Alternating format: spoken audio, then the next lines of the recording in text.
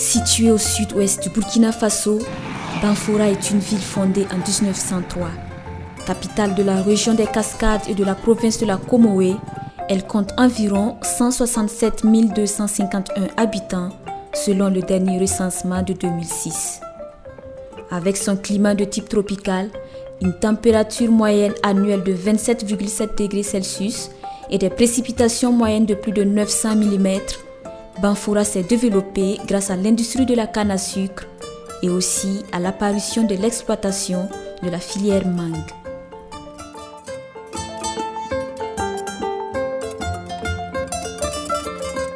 Bonjour, moi c'est Emma Abdoulaye, je suis jeune exploitant agricole de la filière mangue, voilà, basé à Banfora. Mon exploitation qui est là, ça s'étend sur 6 hectares, dont 5 hectares sont constitués de manguiers et demi-hectares en anacarde, et puis le reste on cultive du niébé et de l'arachide. Voilà, donc c'est juste à 5 km de Banfora.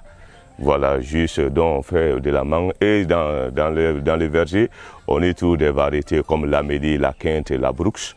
Voilà, qu'on produit également beaucoup pour mettre à la disposition de nos transformateurs.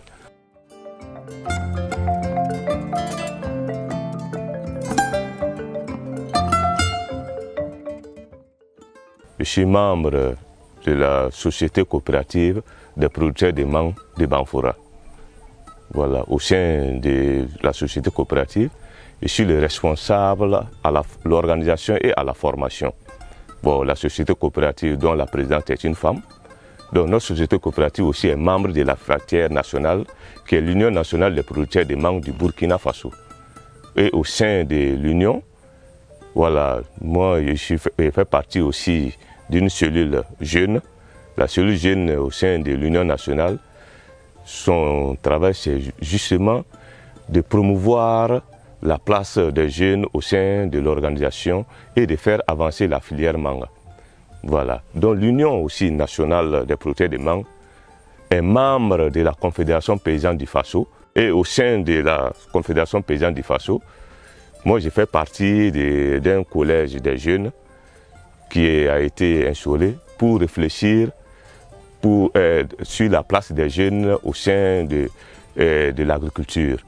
Qu'est-ce qu'on fait là-bas? On essaie de promouvoir la place des jeunes, leur développement, et on essaie aussi de suivre les politiques de développement pour qu'on puisse prendre en compte les facteurs jeunes dans les politiques de développement. Donc voilà, au sein de là-bas, ce que nous on fait, on propose pour qu'on puisse avoir une place. Puisque, quoi qu'on dise, c'est les jeunes, c'est la relève du monde rural. Donc, on essaie de faire des propositions pour améliorer effectivement la production au niveau national. Disons que moi j'ai trouvé, comment dirais-je, nécessaire d'adhérer à une union. Pourquoi? Parce qu'en réalité, seul, chez nous, on dit seul, on peut aller vite, mais ensemble, on peut aller loin.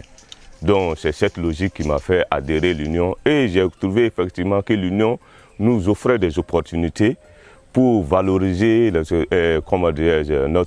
exploitations à travers les formations que l'Union nous offre, à travers également l'appui technique également, puisqu'on a des techniciens au sein de l'Union qui nous appuient pour au moins qu'on puisse avoir des valorités améliorées. Donc franchement, moi j'ai trouvé qu'ensemble, voilà, on a chaque fois de bonnes idées pour mettre en pratique et effectivement de trouver de bons rendements dans ce que nous faisons.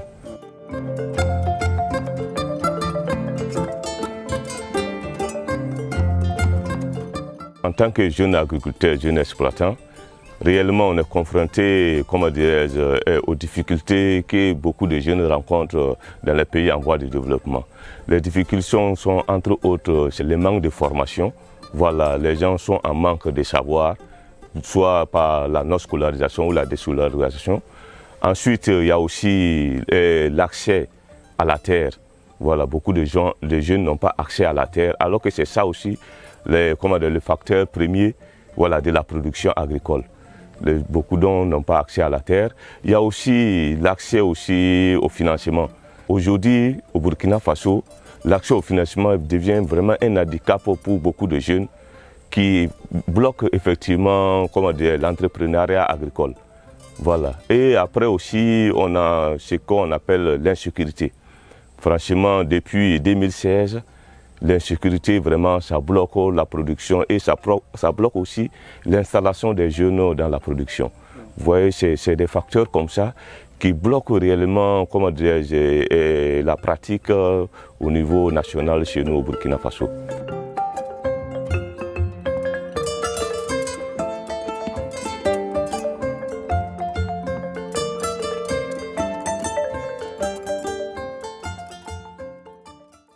Au sein de l'organisation, on a créé quelque chose qu'on appelle la cellule jeune. Une cellule jeune, c'est-à-dire que c'est une cellule qui est constituée de jeunes de moins de 35 ans qui vont réfléchir en fait aux problèmes et proposer des solutions. Donc l'Union nous accompagne à résoudre ces problèmes. Donc c'est pourquoi vous allez voir même dans le bureau, c'est-à-dire le conseil d'administration, on donne une part, c'est-à-dire il y a un jeune qui est représenté. Et au sein également des instances de décision, c'est-à-dire au niveau des rencontres, les jeunes sont invités à donner leurs idées sur effectivement le déroulement de la filière. Vous voyez?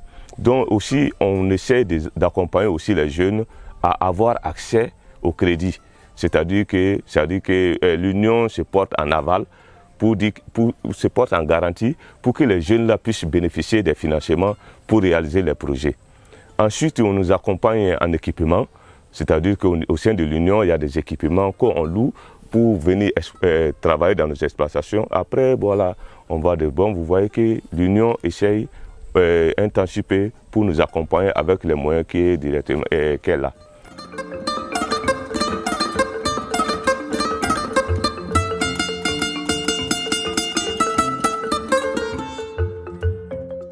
La stratégie, moi, je la trouve louable. Pourquoi ? Parce qu'aujourd'hui, c'est vrai que les gens qui sont dans les exploitations, c'est les personnes qui sont vieillissantes. Donc, ces jeunes constituent la relève. Et la relève a besoin de formation. Donc, c'est pourquoi au sein de ces collèges et de ces cellules, on maximise plus sur la formation de ces jeunes. C'est pourquoi vous allez voir que chaque 2 semaines, nous, on bénéficie des formations. Voilà, dans la production, dans la création des vergers, dans l'entretien. Et aussi, pourquoi pas même à travers le marketing et la recherche du marché. Donc réellement, il y a beaucoup de stratégies derrière. C'est-à-dire qu'on a mis les jeunes en avant et on essaie de les accompagner pour que réellement ils s'intéressent à la chose. Et aussi, aux instances de décision, on a impliqué aussi les jeunes dans les instances de décision. Pourquoi? Parce qu'en réalité, il faut que les jeunes aussi aient leur mot à dire. Il faut qu'ils se fassent une place et on les oblige aussi à être des responsables. Donc c'est pourquoi on leur confie les postes de responsabilité au sein des organisations.